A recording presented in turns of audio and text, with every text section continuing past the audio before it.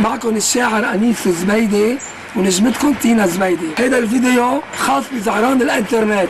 يا الله، يعني جايبنا هلا كلمة زعران الانترنت اللي بيجوا يطقوا حالك في ناس باعتينهم ونحن بنعرف لعنا ولا عندكم. هودي الزعران ما خصهم بحياتنا ولا بفيديوهاتنا.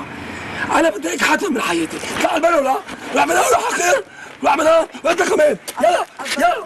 قصدك مثل هالدبانات يا دبانات دبان هندي. عاملين علينا هون هون ليك شو مسوي؟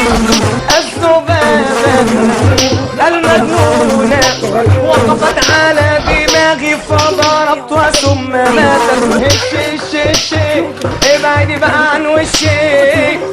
دوشاني ليه خيلاني ليه ومجنناني. ما اسموش كلام، لا ده حرام. ولا انت يعني مستقصداني؟ ابعد عني فكك مني ارحمي امي. انيس ما في ما بتقدر تتخلص منهم كلهم كتير. عمك كبيرة مش حنفوت. روق هي بنت خالتك. انا عندي الحل. خيي هاي البضاعة مش عم تفهم علينا بالعربي.